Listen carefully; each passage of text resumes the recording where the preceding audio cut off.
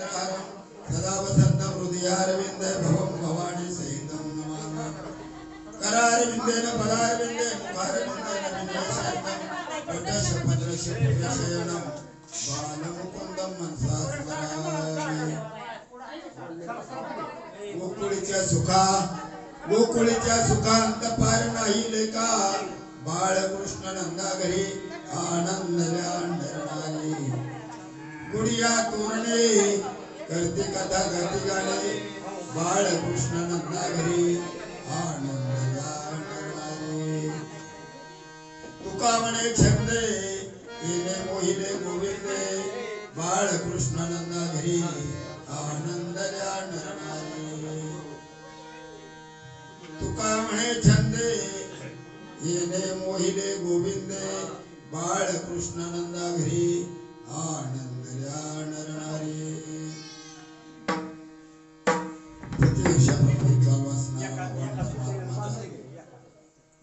जन्म उत्सवाचा कार्यक्रम अखंड हरिनाम सप्ताह याच्यामध्ये आजची काल्याची शेवटची कीर्तन सेवा आणि या सेवेसाठी निवडलेला अभंग श्रीमंत श्री वैराग्य मूर्ती देवणी भाषी संप्रदायाचे कळस असणारे जगद्गुरु तुकोबराय यांचा 4 चरणाचा अभंग गवळण रूपी प्रकरणातील सेवेसाठी घेतलेला आहे।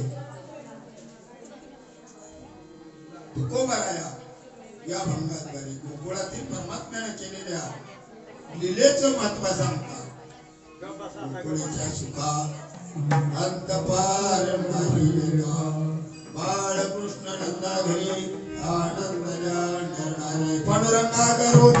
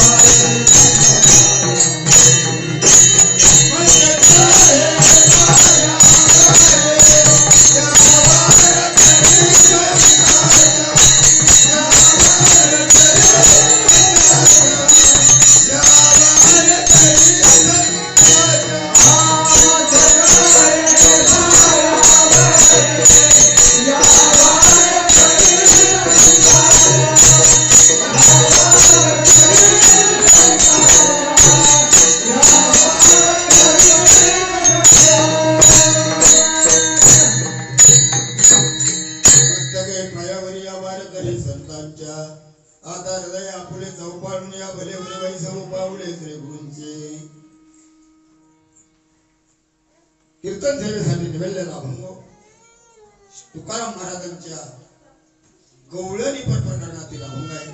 4 चरणाचा आहे आणि या अभंगाला तुकोबराया भगवान परमात्म्याची लीला सांगण्याचा प्रयत्न करतात।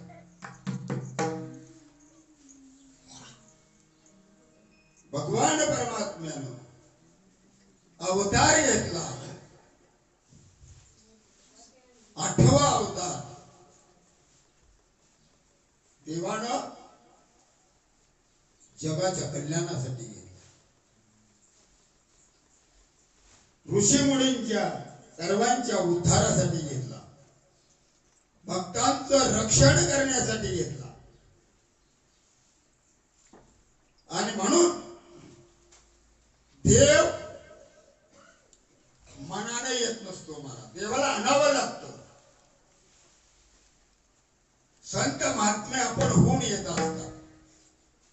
संतांनी देवाला साकडं घातलं, पृथ्वीवर दैत्य माजले, पापाचं ओझं झालं, यज्ञ थांबले, धर्म थांबला, अधर्म वाढला आणि म्हणून संत महात्म्यांनी देवाला अवतीर्ण करायचं ठरवलं. हरिदासी करुणे खळे आणि देवाला आणायचं ठरवलं. पृथ्वी भोजन त्या पापाच्या ओझ्यानं थरथर कापू लागली आणि ती पृथ्वी ब्रह्मदेवाकडे गेली. गायीचं रूप धारण केलं पृथ्वीनं. वत्सरूपे पृथ्वी ब्रह्मया पाशे जाय वहा तसे तोय नेत्रा माझी. काही करा पण म्हणले या ठिकाणी अवतार घ्या आणि पापाचं ओझं कमी करा. ब्रह्मदेवाने सांगितलं माझ्या हातात उत्पत्ती करण्याचं, बाकीचं माझ्या हातात नाही. हे सगळं नियंत्रण करण्याचं काम परमात्मा विष्णू परमात्म्याकडे आहे. त्यांच्याकडे गेले आणि त्यांना सांगितलं. भगवान परमात्म्याला विनवणी केली. भगवान परमात्मा अवतार घ्यायचं ठरवलं आणि एकट्याला जमत नाही, एकल्याचा नव्हे खेळ म्हणून मेळ मेळविला. आणि म्हणून परमात्म्यानं शेषाला सांगितलं. शेषाप्रती बोले लक्ष्मीचा वर चला अवतार घेऊ आता. आणि अवतार घ्यायचं ठरवलं. उग्रसेनाचा मुलगा, इंद्रसेनाचा मुलगा वसुदेव याच्याशी उग्रसेनाची मुलगी देवकी हिचा विवाह लावून दिला. कारण ज्या वेळेला देव अवतार घेतो त्या वेळेला असं त्या ठिकाणी काहीतरी पुण्य संचय असेल तर त्या कुळामध्ये देव अवतार घेतो. संत अवतार घेतात त्यांच्या ठिकाणी पुण्य संचय ज्याच्या ठिकाणी असतात त्या कुळामध्ये अवतार. म्हणून म्हणलं धन्य त्याची माता त्यांच्या आई वडिलांचं पुण्य भरपूर असतं. म्हणून देव किंवा संत त्या ठिकाणी अवतार घेतात. आणि तो अवतार वसुदेवाच्या कुळामध्ये घ्यायचं ठरवलं. त्या ठिकाणी देवकीचं वसुदेवाचं लग्न झालं. आकाशवाणी झाली. 8वा पुत्र तुला मारणार आहे म्हणून सांगितलं. त्या ठिकाणी कंसानं त्यांना बंदीखान्यात टाकलं. 6 पुत्र जन्मले. 7वा पुत्र गर्भावस्थेमध्ये राहिला. 7वा गर्भ 7 महिन्याचा असताना भगवंतानं देवकीच्या उदरातून काढला आणि तो गोकुळाकडे पाठसरनं पाठवून दिला. 7वा गर्भ योगमाया नेत न कळे मात देवावीन. 7वा गर्भ देवकीच्या मथुरेतून काढला उदरातून आणि गोकुळामध्ये वसुदेवाची पहिली पत्नी रोहिणी नावाची तिच्या गर्भामध्ये घातला. आणि शेषाचा 7वा गर्भ रोहिणीच्या उदरात गेला. आणि रोहिणीच्या उदरामध्ये गेल्यानंतर देवानं सांगितलं रोहिणी उदरी शेष बळीभद्र. आणि बाकीच्या देवांना सांगितलं यादव समुद्र वारे तुम्ही. बाकीच्या त्या ठिकाणी गोपाळ देवानं व्हायला सांगितलं. इकडं दिवसेंदिवस वाढू लागले. देवकी रडायला लागली. काय करावं कळना. कंसाच्या बेनं 7वा गर्भ पोटात जिरून गेला. आणि तिकडेही गोकुळामध्ये रोहिणी जागी होऊन पाहिजे तर 7 महिन्याचा गर्भ, नवरा जेलमध्ये आणि 7 महिन्याचं पोरग पोटात. कुणाला बरं वाटेल. रडायला लागली आहे गोकुळ. लोक काय म्हणतील. नंदराजा बाहेर आला, यशोदा बाहेर आल्या. काय झाले रोहिणी. 7 महिन्याचा गर्भ पोटात आहे. वसुदेव तर बंदीखान्यात आहे. काय करायचं. तेवढ्यात आकाशवाणी झाली घाबरू नको. हा गर्भ वसुदेवाचा आहे. अंश वसुदेवाचा आहे. शेषाचा अंश आहे. आणि तुझ्या पोटी शेषाचा अवतार बळीभद्र म्हणून जन्माला येणार आहे. आणि तो भगवान श्रीकृष्णाच्या साथीला या जगाच्या उद्धारासाठी जन्माणार आहे अशी आकाशवाणी झाली. आणि त्यावेळेला त्या ठिकाणी रोहिणीला समाधान वाटलं सगळ्यांना. तिकडे बळीभद्र जन्माला आले बळीरामदाना. इकडे 8वा गर्भ राहिला देवकीच्या पोटात. त्यावेळेला इकडं या असणारा जसा गर्भ वाढू लागला तसं कंसाला तो 8वा दिसायला लागला.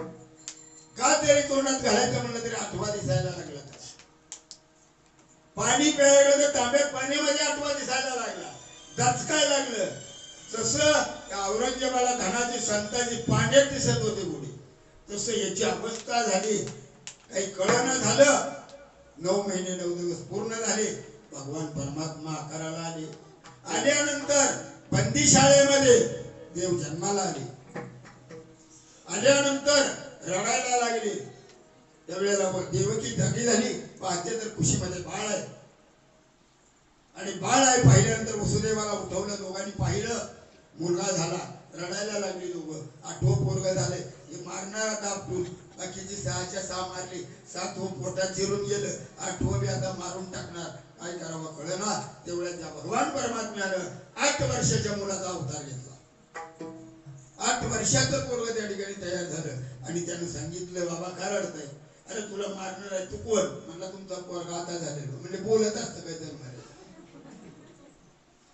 म्हणला मला काही करता येते. न कळे कानोबाचे नवाला केवडे केवडे न कळे कानोबाचे. खेळ तू येण्याची खेळावा नट तू येण्याची नटावा. बाकीच्याला त्याच्यासारखं जमणार नाही महाराज. आणि म्हणून परमात्मा मोठा झाला. त्याने सांगितलं मी पुन्हा बारक होणार आहे. म्हणले कधी. हे सांगून झाले की म्हणले मोठं कशाला झालं तुम्हाला सांगायला झालो. म्हणले काय तर मला इथून तुम्ही उचला आणि गपचिप रात्रीच्या रात्री गोकुळात पोच करा. गोकुळात कुठं नंदराजाच्या घरी माया जन्मलेली आहे. तिला घेऊन इथं या आणि इथून मला तिकडे घेऊन जावा. नंदाच्या घरा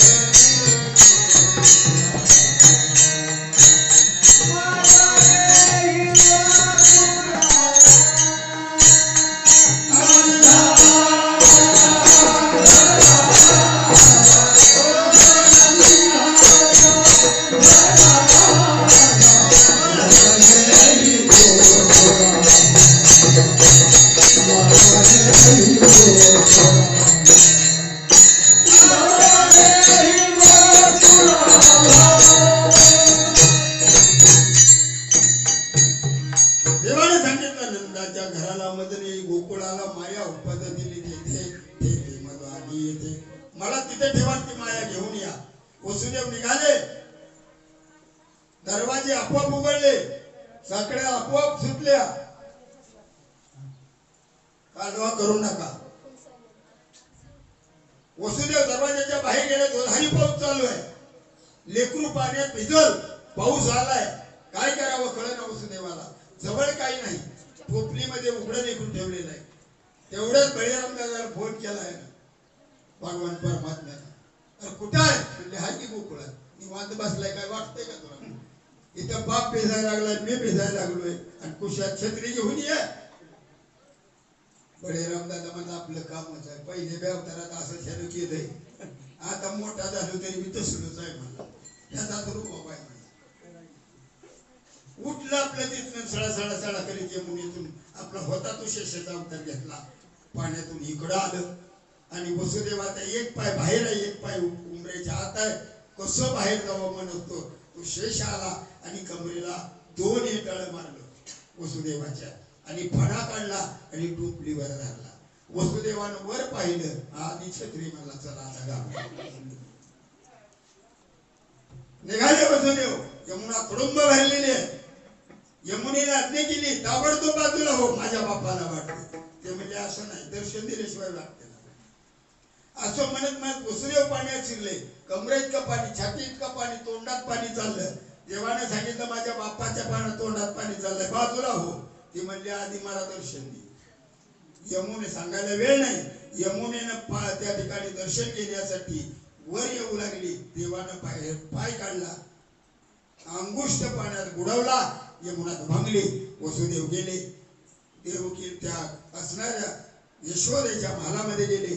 त्या ठिकाणी कृष्ण परमात्मा ठेवला. माया उचलली. घेऊन आले. आल्याबरोबर त्याच्यातून बंदीशाळेकडे निघाले. एक एक दार बंद होत गेलं. आत गेल्याबरोबर माया ठेवले. सगळ्या साखळ्या गळ्यात अडकल्या. रडायला चालू केलं मायेनं. कंसाला कळलं. 8 वचन म्हणलं आणा. तेव्हा सेवकाने बघितलं नाही पोरगाय का पूर्वी दर टांगडीला घे उचल घ्या आणलं तसंच कंसाच्या हाती टांगडी फिरवली कर कर कर कर त्यानंही बघितलं नाही आपटिणार तेवढ्यात हातात निघून गेली. त्यानं सांगितलं अरे जो तुझं वधी उपासाला मजा आधी तू मला काय मारतो तुला मारणारा कवात गोकुळात पोचलाय मी माया आहे चांगल्या चांगल्याला वाटोळ केले तुला काय सोडणार. माया इतकी दुस्तर आहे इथे मध्ये श्लोक आहे तै महेशा गुणमयी मम माया दुरतया मामेव प्रपद्यन्ते माया मेतांतरं. माझी माया इतकी दुस्तर आहे खडतर आहे योग्याला सुद्धा ओलांडू शकले नाही योगी सुद्धा याच्यातून सुटले नाही. इंद्रा पडेली बघे चंद्र झाला काळा नारद चुकला चाळा मायेत गुंतला आणि 60 पोरं नारदाला झाली. माया देवाची देवाला म्हणला तुझी कसली माया आहे दाखव मला कशात नदीत बुडलं आताच लग्न झालं आताच 60 पोरं झाली. म्हणून ही माया देवाची कुणालाही कळता येणार नाही ती निघून गेली इकडे देव असणाऱ्या गोकुळामध्ये आणि त्या परमात्म्याला त्या ठिकाणी उचललं घेतलं यशोदेनं आणि सगळ्या गावामध्ये गोकुळामध्ये गवळणीने सांगायला चालू केलं अरे नंदाच्या घरला चला मुलगा झालाय. गवळनाथा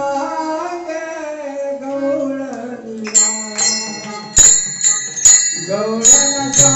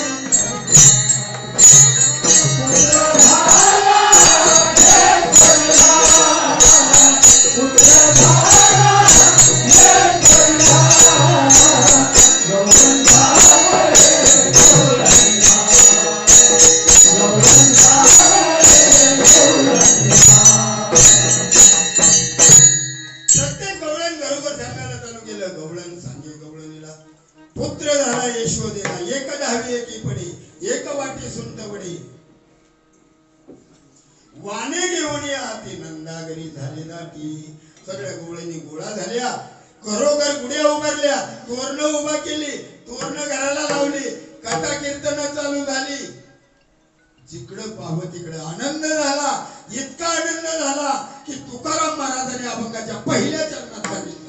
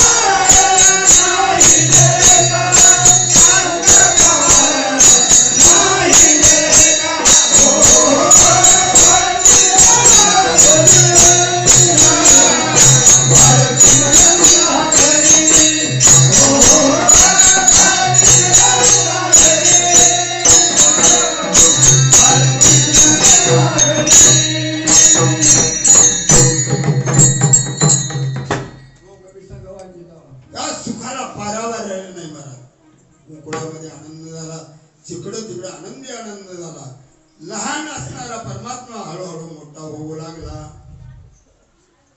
त्यावेळेला पुतना नावाच्या राक्षसीला कंसानं पाठवलं मुलाला मारून ये. राक्षस आली. तिनं त्या ठिकाणी या असणाऱ्या कृष्णाला मारण्यासाठी त्यामध्ये विष भरलं. तिला का मारलं तर तिनं पुतना ही इंद्राची पत्नी शची आहे. पुतना राक्षस इंद्राची पत्नी शची आहे. तिनं अपेक्षा केली की असा परमात्म्यासारखा मुलगा माझ्या पोटाला यावा आणि या बाळाला मी दूध पाजावं असं मनामध्ये इच्छा केली. देवानं सांगितलं. ज्या वेळेला प्रभू रामचंद्र जन्मले त्यावेळेला त्या ठिकाणी चंद्र इंद्र सगळे देव आले. त्यावेळेला तिने इच्छा व्यक्त केली.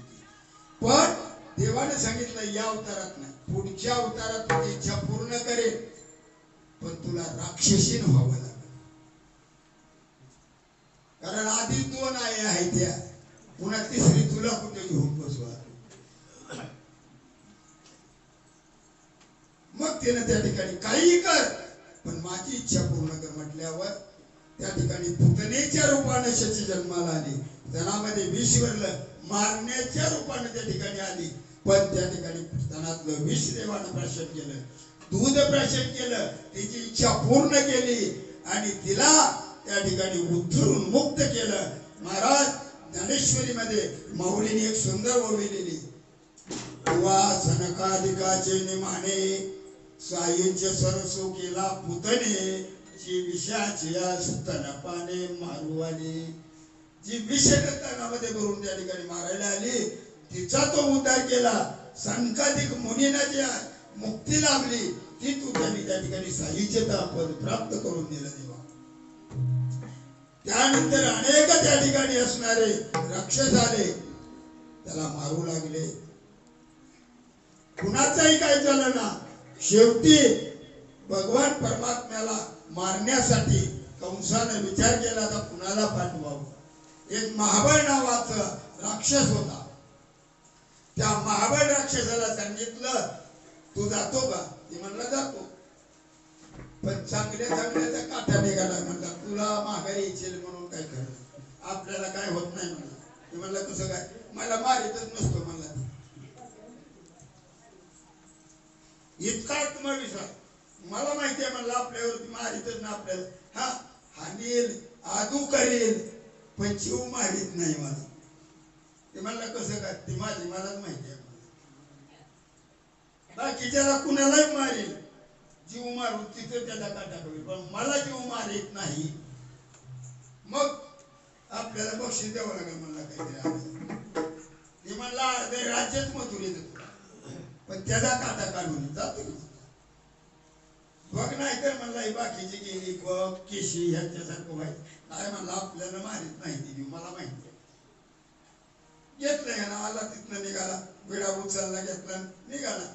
यमुनेच्या पलीकडे आल्याबरोबर गोकुळाच्या जवळ आला की बावणाचं रूप घेतलं. जानवं घातलं, मोठ्या मोठ्या रुद्राक्षाच्या माळा, पंचांग काकत, उपरणं खांद्यावर, उघडा पांब्या गेला. यशोदा म्हणजे मी नंदराणी आहे मग गोकुळाची, मला नंदराणी म्हणते सगळी आणि यशोदा म्हणणारा कोण माणूस असावा म्हणून बाहेर बघायला आली. पाहते तर ब्राह्मण. मग पुन्हा त्याला ते आत गेलं. म्हणले या देऊ बसा. बसलं. बसल्यानंतर बसायला एक पाठ टाकला. बामणाला 3 पाठ लागते. एक बसायला लागतो पाठ, एक टेकायला लागतो आणि एक पुढं पंचांग ठेवायला 3 पाठ लागते. त्या बामणाला पाठावर पंचांग ठेवलं. यशोदा मैयानं मांडीवर परमात्म्याला घेतलं, त्याच्या पुढं बसली. हे म्हणला तू आला काय आता गिराईक माझ्याकडे. त्याच्याकडे बघायला म्हणला काय बघत होतो खुळवून माझ्याकडे. नाही म्हणला गुंताया माहिती म्हणला सांग तुझं काय असेल ते, लय अभ्यास आहे तुला म्हणला सांग तुला काय सांगायचं. त्यानं बघितलं त्याच्याकडं पंचांगूतानं पाठानं केलं अच्युत बाप्पासारखी 10-5 पानं इकडं 5-25 पानं तिकडं ह्याला काय राक्षस ह्याला काय पाहुणार त्या पंचांगातलं कळायचं उतानं पातानं केलं म्हणला विचार केला जर डोक्याला हात लावून सोंग करावं लागतं ना रांजणासारखं सोंग केलं आणि मग पुन्हा सांगितलं म्हणला पोरग तसं चांगलं आहे म्हणलं पण थोडी अडचण आहे कसं असतं एक जणाला विचारलं एक जणानं आमच्या गावाला गेलता पोरग बघा पोरगी द्यायची आपली कसं काय पोरग असंच होतं त्याच्यासाठी पोरग कसं पोरग एक नंबर आहे मला पण कवा डाव खेळते डाव खेळते तसं डाव खेळत नाही मला कवा पण पेलं तरी डाव खेळत म्हणजे पेत आहे असं पेत नाही म्हणला कवा बाबा शुक्रवार मंगळवारी पेत असं रोज नाही कशाला पोरगी देते तसं ह्यानं चालू केलं ह्या बापना म्हणला पोरग तसं चांगलं आहे म्हणला पण थोडी अडचण आहे ते म्हणला काय आहे आई बापाच्या मुळावर आहे म्हणला सगळ्या भाऊकीच्या मुळावर आहे म्हणला सगळ्याचा खराटा फिरवणार आहे म्हणला कसं काय मूळ नक्षत्रावर जन्मलेला आहे म्हणला म्हणजे मूळ नक्षत्रावर जन्मलेला मुळावर असतं म्हणले ह्याला काय उपाय हाय की उपाय म्हणला तर आपण म्हणतो की तुम्हाला अमुक काय ते कसला सर्प कुठं काय काय असतं किती बाबांना सांगते सर्प योग ही मग काय करावं लागेल ती सांगतं त्र्यंबकेश्वरला जावा नाशिकला जावा 50,000 घालवा मग तुमची नीट होईल तसं आपलं ह्यानं सांगायला चालू हाय उपाय म्हणला काय उपाय एकच उपाय आहे म्हणला काय नाही म्हणला गुडघ्यात का खाडा खाडायचा त्यात पोरगं ठेवायचं वरनं माती टाकलायची म्हणतो काय सुद्धा तुमच्या आईला बरं वाटेल मनातल्या मनात म्हणजे तुझा मोडता पासला बामणाचा तुला पुरला असतं म्हणजे हे पण बामणा बसते ही बे म्हणला तुला बोलू बी दिलं नसतं पण तू बामण आहे म्हणून तुला गप्प मातीवर नाही पण तुला झटका दाखवणार म्हणला यशोदा रडायला लागली म्हणजे असलं काही बी कसं बोलतावं म्हणजे चांगलं सांगा की माझं लेकराचं म्हणला त्यानं म्हणला आई काळजीच करू नको आता ह्याच्याकडे मी बघतो त्यानं असं मनिस्तोर म्हणला बरं आता मी येतो सांगितलंय म्हणलं तुमचं ते म्हणला थांब कुठे जातो मागडला पाठ काढ करायला म्हणलं हालायला लागले काय म्हणून मागवलं पाठ थरथरा कापत होता पाठ थरथरा कापायला लागला तसंच त्या असणाऱ्या पाठानं म्हणलं ही कसं काय असलं व्हायला लागले म्हणून माग बघितलं पाठ ज्या उठला तसंच पंचांगावर पालता पाडला ह्याला मागणं आणलं पालतं पडलं पुन्हा उठून पाठावर बसलं तवर तर खालचा पाठाला सांगितलं हा तवर खालचा पाठ उचलला पुंडली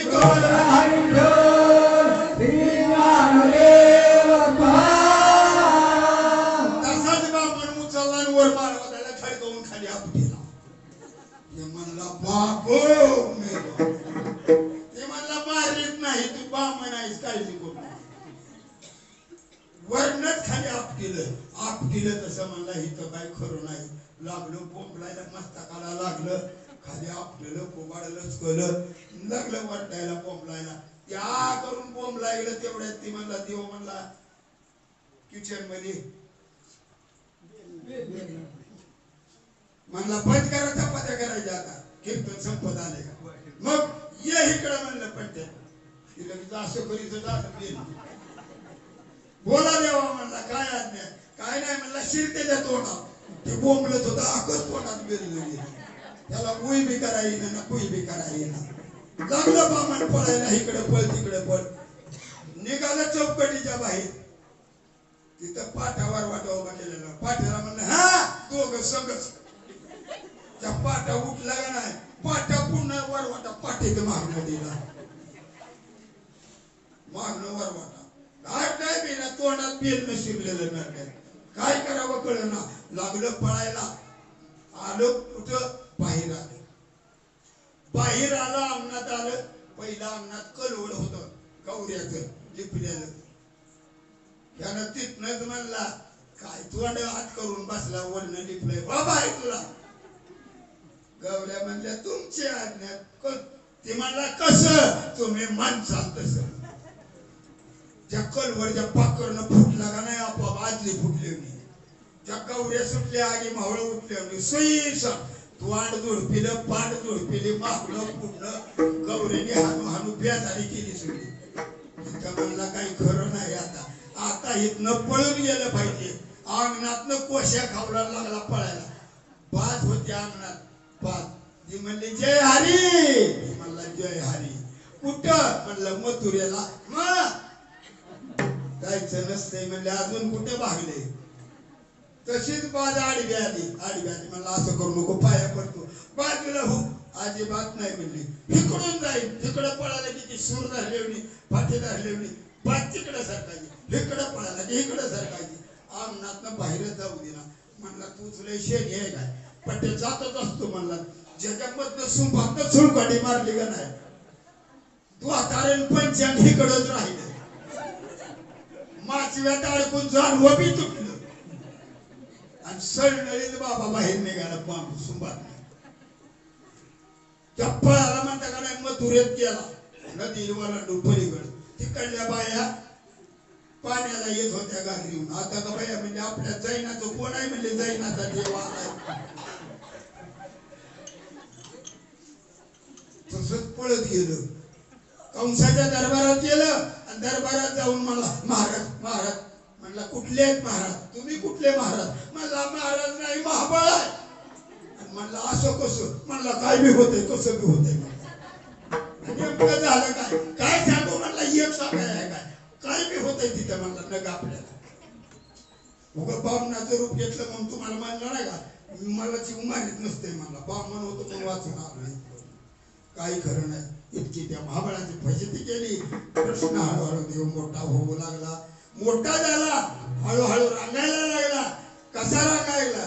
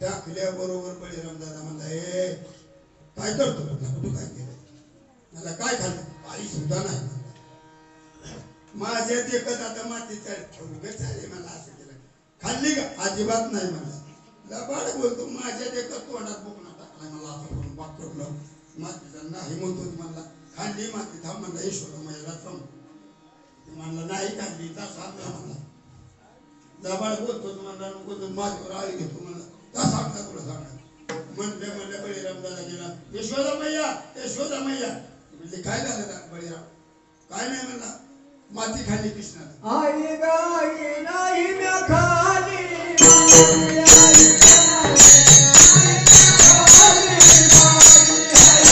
आई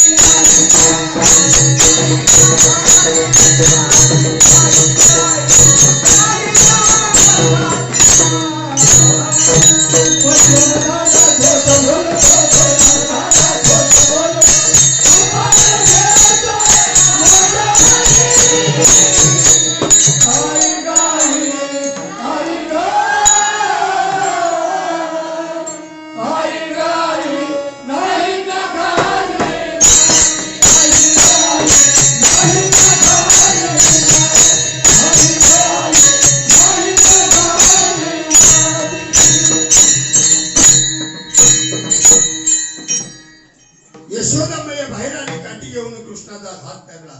सांग खरं म्हणले माती खाल्ली का? नाही ग आई, नाही मी खाल्ली माती. म्हणजे ती बळीराम दादा कसं? बळीराम दादा खोट बोलतो, आळ घेतो माझ्यावरी. आई ग आई,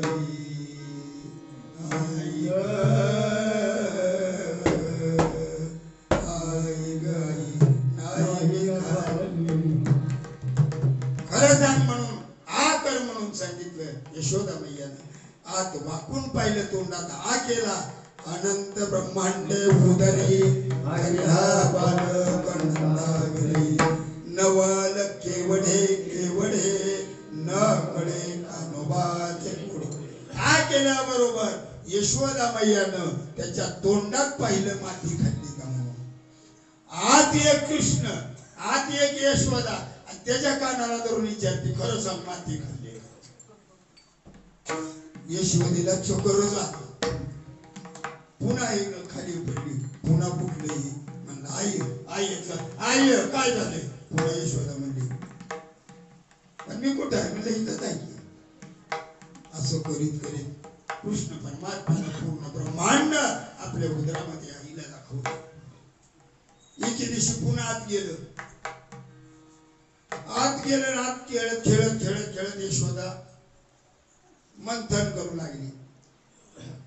घुसळण करायला लागली. पहिली खांब होतं मोठं मोठं, त्या खांबाला असे दोर बांधलेला असेल, त्याच्यात मोठीनं रवी खाली डेरा मांडलेला, आणि ते डेऱ्यात दही वाटायचं 2-4 गागरी खापरायच्या, आणि त्या मोठ्या डेऱ्यात घुसळण करायचं. आणि ती पुन्हा घुसळायला लागलं.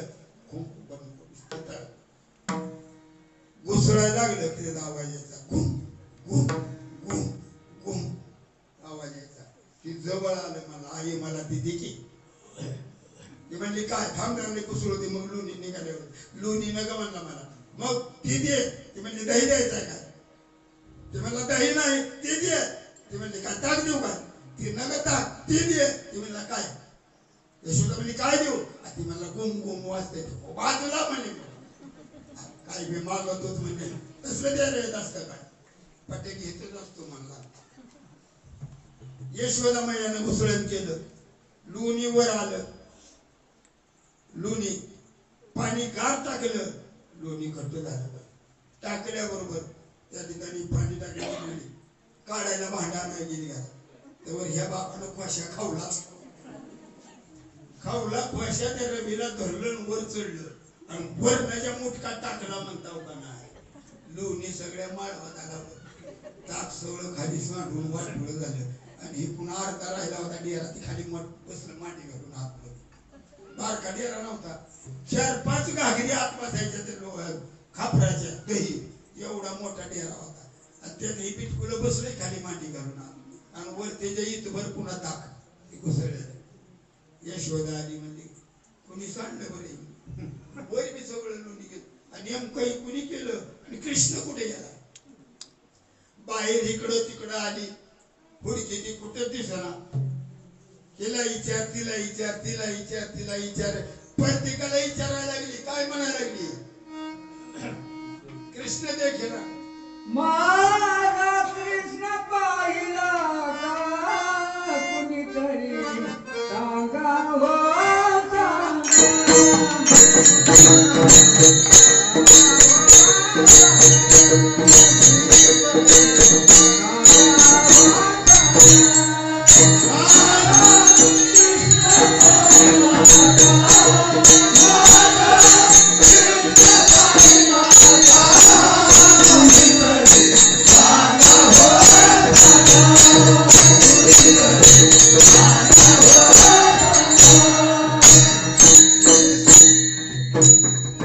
यशोदा बाहेर आली. प्रत्येकाला म्हणाली माझा कृष्ण पाहिला का कुणीतरी सांगा हो सांगा.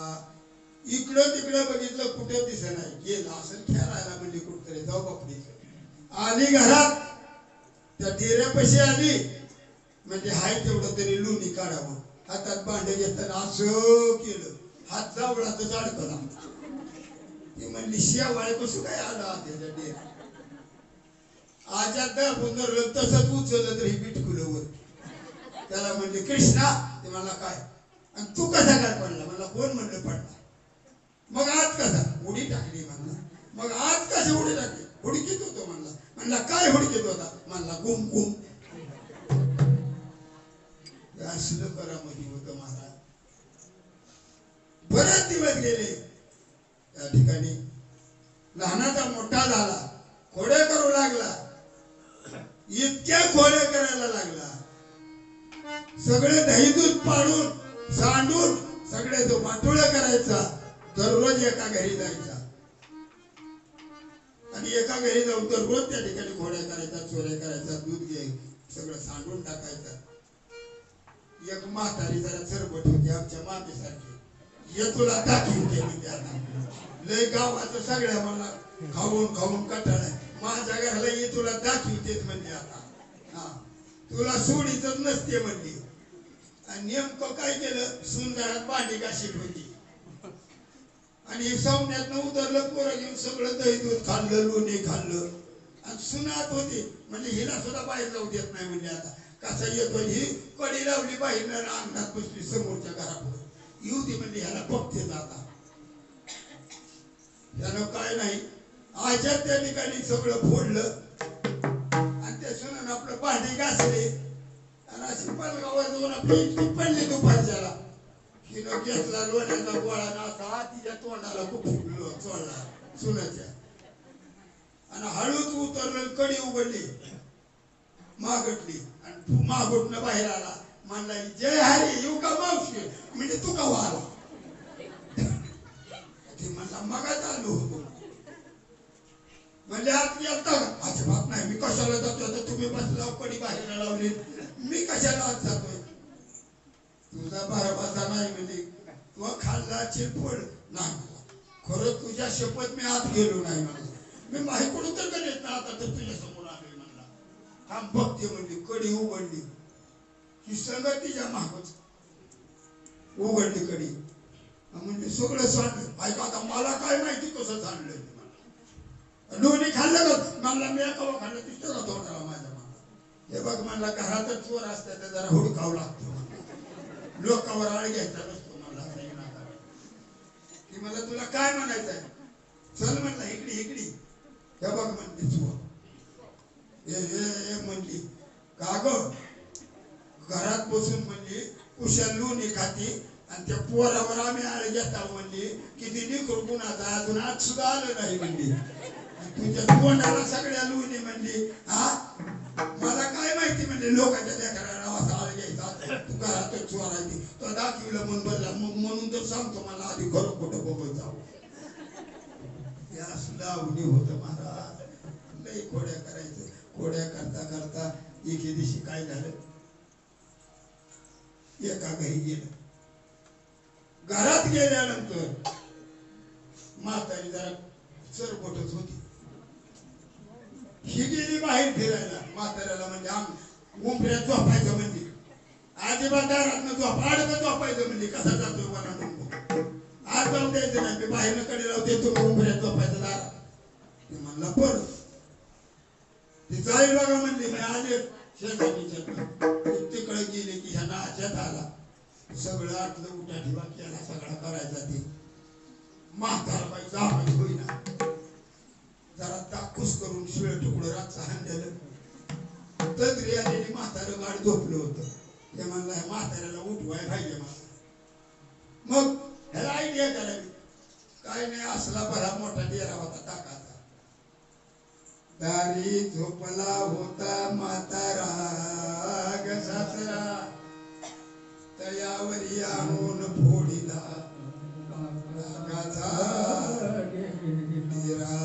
कुठवरी सहन कुठवरी धीर धरू आता ग बाई ये तेरा हात ना त्या गवळणीनं सांगितलं त्याला उचलला डेरा की म्हाताऱ्याच्या पाक करणं मस्तकावर आणला म्हातारं कुंपलं तर कुंपलं तर वर्षी हजारनं म्हातारी पळत आली काय झालं म्हणला हे बघ आंघोळच घातली टाकानं म्हणला तो किती म्हणला नंदाचं काठ चोरत नाही यानं ऐकलं माठातील माझा गैयानं सांडले.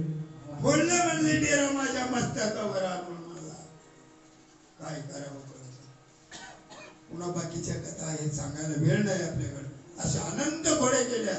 घोड्या करता करता करता कृष्ण परमात्मा त्या गावाला गोकुळाला सळोपापरून करून सोडलं. कारणी घेऊन यशोदा मातेकडे अनेक गवळणी यायला लागल्या. येता येता त्या ठिकाणी सगळ्या गवळणी वैतागल्या आणि यशोदेला सांगितलं, यशोदाबाई तुझ्या पोराला काहीतरी सांग, नाहीतर आम्ही आपलं गाव सोडून जा. यशोदाबाई कृष्णाला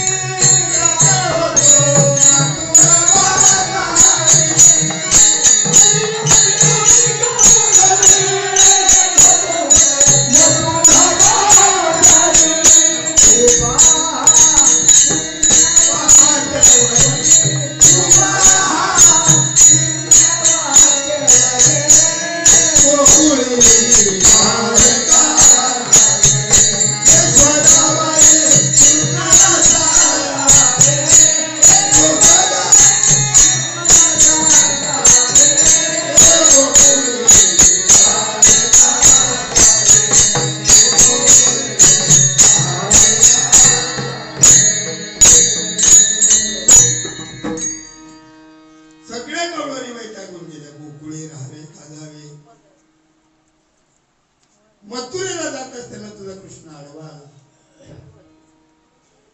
अनेक घोड्या केल्या, पण त्या गोकुळामध्ये एक भानगड होती. काहीतरी निमित्त करून, घोड्याचं निमित्त करून गवळणी कृष्णाला पाहायला यायच्या आणि कृष्णाचं वेळ त्या गवळणीला लागलं होतं.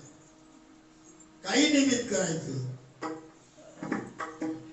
पहिला पाण्याचा गाडा लुटून द्यायचा आणि पाण्याला जायचं. पण कृष्ण परमात्म्याला पाहण्यासाठी त्या गवळणी मिळ्या व्हायच्या. इतक्या वेळा झाल्या की गवळणीने मथुरेला जाण्यासाठी डोक्यावर माठ घेतले, दह्याचे दुधाचे, आणि गवळणी गोकुळातून मथुरेला गेल्या आणि मथुरेत दही दूध तूप विकू लागल्या. पण दही घ्या, दूध घ्या, तूप घ्या म्हणायचं विसरून गेल्या. काय म्हणायला लागल्या? गोविंद गोविंद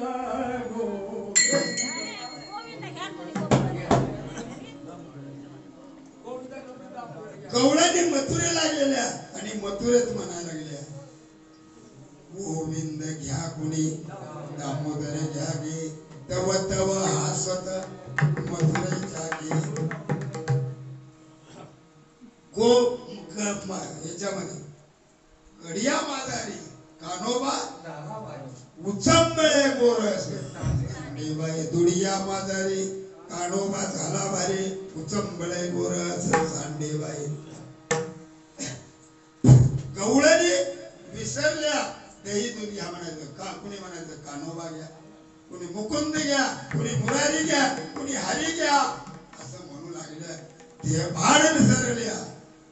त्या ठिकाणी प्रत्येकीच्या चित्ताचं भगवंतानं आकर्षण केलं. प्रत्येकीला त्या ठिकाणी काय बोलावं कळना, कृष्णाशिवाय काय आठवणा, आणि प्रत्येकीचं चित्त भगवंतानं चोरून नेलं. हरिने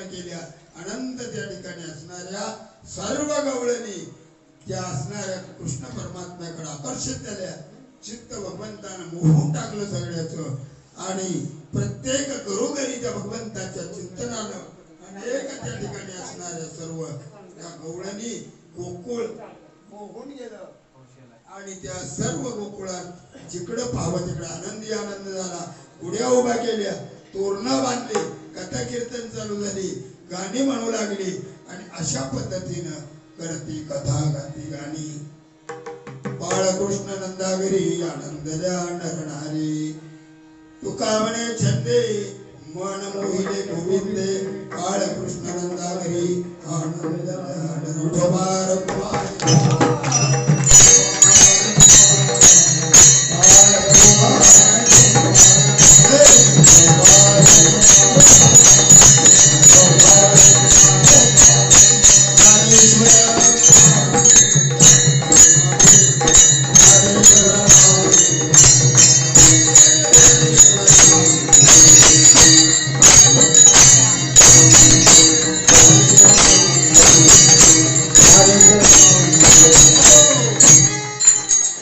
कृष्ण परमात्म्याला पुढे करता करता गायी घेऊन यशोदा मैयानं गोकुळातून वनामध्ये लावलं आणि वनात गायी घेऊन गायी गोपाळे मुनीच्या तटी येथे पाणी आगळवली जगजेटी सगळ्या गोपाळांच्या खात्यावर भाकरी ओझं होतं शिदोऱ्या होत्या सगळ्या शिदोऱ्या सोडल्या गायी झाडाखाली बसवल्या आणि सगळ्यांनी मिळून त्या ठिकाणी काला केला आणि हा काला परमात्म्याला गोकुळात केला आमच्या असणाऱ्या नाडोबारायांनी पंढरपुरामध्ये गेला एक गटाळी झाली चंद्रभागेवाला म्हणते माझा नागराजा गोपाळा सुलायावा आणि तो काला सर्व वैष्णवांच्या संगतीमध्ये आपण या अखंड शब्दाच्या निमित्तानं प्रत्येक गावोगाव करतो त्या परंपरेचं पालन करतो आहोत या ठिकाणी आजच्या हा सप्ताहाचा आणि शेवटचा हा काला कुठलाही कार्यक्रम असतो त्या 2 दिवसात नाही त्या ठिकाणी काल्याच्या कीर्तनाच्या कार्यक्रमाची सांगता होते अशा पद्धतीने कृष्ण परमात्म्याची लीला आणि या ठिकाणी असणाऱ्या परमात्म्याचं चरित्र ते उच्चारावे केले देवे गोकुळी याप्रमाणे त्या ठिकाणी कृष्ण परमात्म्याचं चरित्र येत आहे अवकाश जमेल तेवढा जमेल त्या वेळेमध्ये सांगण्याचा प्रयत्न केला झालेली सेवा भगवान कृष्ण परमात्म्याच्या पांडुरंग परमात्म्याच्या समर्पित करू सेवेला पूर्ण विराम तुका म्हणे छंदे जय न मोहिले गोविंदे तुकाराम तुकाराम